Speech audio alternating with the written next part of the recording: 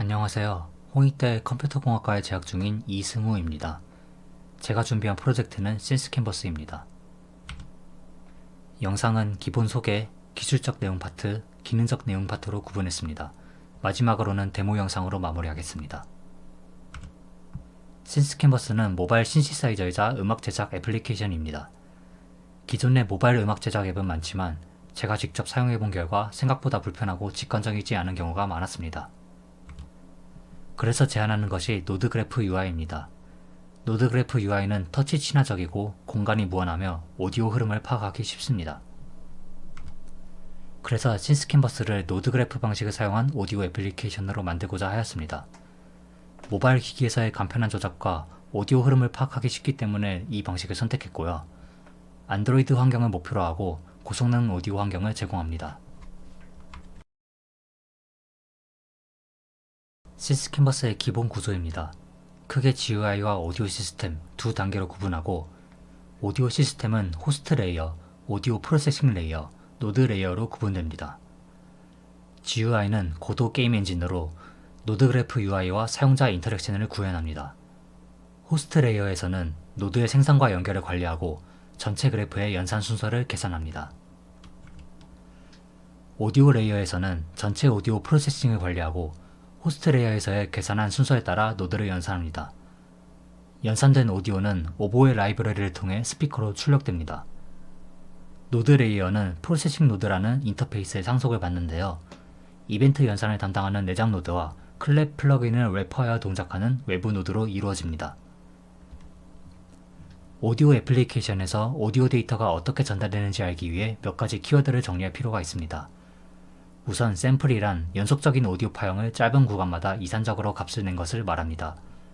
이 샘플링 속도가 샘플 레이트이고 신스캔버스를 포함한 대부분의 오디오 애플리케이션에서는 48000Hz를 사용합니다. 그리고 오디오 파형은 좌우가 구분되기 때문에 한 시점에 두 샘플이 존재하는데 이 단위를 프레임이라 합니다. 마치 비디오에서의 프레임과 같은 개념이라고 볼 수 있겠네요. 그리고 오디오 버퍼는 이 프레임을 담고 있는 배열을 의미합니다. 그런데 오디오 데이터는 한 프레임을 연산했다고 그 프레임이 바로 스피커로 나오는 것이 아닙니다. 그렇게 연산 즉시 나간다면 매 연산마다 데이터 전달을 일일이 해야 하고 한 프레임이 항상 48000분의 1초 안에 전달돼야 하는데 그렇다는 보장이 없습니다. 물론 대부분의 경우에는 그 시간 안에 연산이 끝나겠지만 가끔씩 연산 시간이 지연될 때마다 오디오가 끊겨서 들리게 됩니다. 그래서 사용되는 게 블록인데요. 여러 프레임을 한 블록으로 묶어서 연산한 다음에 출력하면 블록 내의 평균 연산 시간만 보장하면 되므로 더 안전합니다. 당연히 이 블록이 크면 클수록 더 안정적이지만 블록 크기만큼 지연이 발생하는 트레이드 오프가 있습니다. 이쯤에서 신스캔버스 입장을 다시 살펴보면 노드그래프 방식에서 발생하는 흥미로운 의문점을 하나 해소할 수 있습니다. 만약 그래프가 두 갈래가 있는데 하나는 아주 간단한 연산이고 하나는 아주 복잡한 연산입니다. 그렇다면 이 두 브랜치가 동시에 작동한다 하더라도 간단한 브랜치가 더 빨리 오디오를 출력할 수 있지 않나는 의문이 생길 수 있습니다. 이때 앞서 말한 블록 방식을 생각해보면 오디오 출력은 블록이 전부 연산되고 나서 출력되기 때문에 모든 갈래의 오디오가 동기화됨을 알 수 있습니다. 더군다나 신스캔버스에서는 전체 그래프를 토폴로지컬 소트를 하기 때문에 최종 연산 순서가 선형적입니다.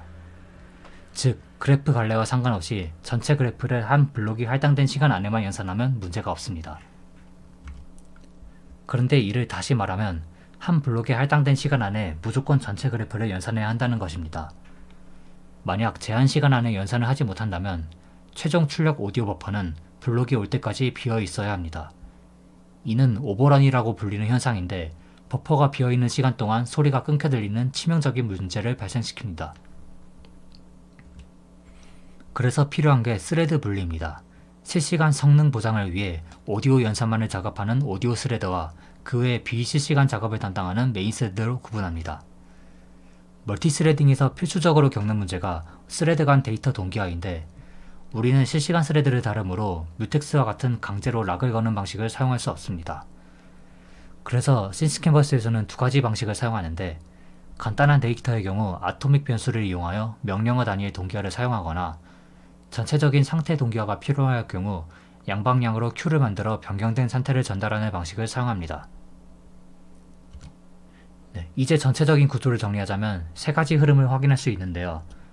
사용자 인터랙션에 의한 제어 흐름은 GUI에서 호스트까지는 메인 스레드에서 전달되고 상태 큐를 이용해 오디오 스레드로 보내지며 노드로 반영됩니다. 오디오 스레드의 핵심 로직은 오디오 엔진에서 순서대로 각 노드의 오디오 연산을 수행합니다. 노드에서 발생한 이벤트의 경우 목적지 노드의 이벤트 큐로 들어가서 목적지 노드가 연산을 차례에 꺼내서 쓰게 됩니다. 이제 신스 캔버스의 기능적인 부분에 대해 다뤄보겠습니다. 신스 캔버스는 3D 노드 그래프 UI를 가집니다. 자유로운 모드 배치 및 조작을 할 수 있으며 태블릿 환경에 특화되었습니다. 터치 제스처를 통한 편리한 조작감을 제공합니다. 또한 외부 미디 건반 같은 디바이스 연결을 지원하며 패턴 단위 시퀀싱과 조건부 라우팅을 통한 제작이 가능합니다. 신스 캔버스에는 세 가지 연결 타입이 존재하는데요. 파란색은 오디오 신호를 전달합니다. 초록색은 이벤트를 전달합니다. 이벤트는 주로 이산적인 제어 데이터를 전달할 때 사용됩니다. 다른 연결과 달리 이벤트 연결의 경우 사이클을 일부 허용하기도 합니다. 노란색은 변조 연결로 주로 연속적인 제어 데이터를 전달할 때 사용됩니다. 오디오 이펙터는 오디오에 효과를 넣는 모듈로 이펙터 내부의 파라미터를 통해 사용자가 상세 설정을 할 수 있습니다. 그리고 모듈레이션과 연결을 통해 이펙터의 파라미터를 자동으로 제어할 수가 있습니다. 그렇다고 모든 파라미터가 제어 가능한 것은 아니고 허용하도록 지정된 파라미터만 변조 가능합니다. 시퀀서는 지정된 음악 노트를 재생하는 모듈입니다. 트리거 입력을 받으면 현재 BPM에 맞춰 노트가 재생됩니다. 시퀀서에는 이벤트 출력 포트가 하나 더 있습니다. 이 두 번째 포트는 시퀀서가 재생이 완료되었을 때 트리거를 발생시킵니다. 이를 이용해 시퀀서끼리 연결하여 흐름이 자연스럽게 연결되도록 할 수 있습니다. 그리고 시퀀서는 사이클을 허용합니다. 왜냐하면 사이클이 있어도 한 프레임 안에서는 실질적으로 루프가 발생하지 않기 때문에 가능합니다. 그래서 아래 이미지처럼 루프를 구성하여 무한히 재생되게도 만들 수 있습니다. 마지막으로 스태퍼는 이벤트 출력 포트가 여러 개인 모듈로 트리거에 따라 라우팅을 하는 모듈입니다. 트리거 입력을 받으면 슬롯을 한 칸 전진 후 지정된 포트에 트리거를 라우팅 시킵니다. 이를 이용해서 시퀀서와 스태퍼 간 다양한 방식의 체인을 구성할 수 있는데요. 시퀀서 다음에 스태퍼를 달아 재생 이후 이어질 모듈을 제어할 수 있고 스태퍼를 시퀀서 앞에 달아 일종의 패턴 선택기를 만들 수도 있습니다. 그리고 이렇게 구성한 패턴들을 하나의 스태퍼로 묶어서 더 큰 패턴을 만들 수도 있습니다.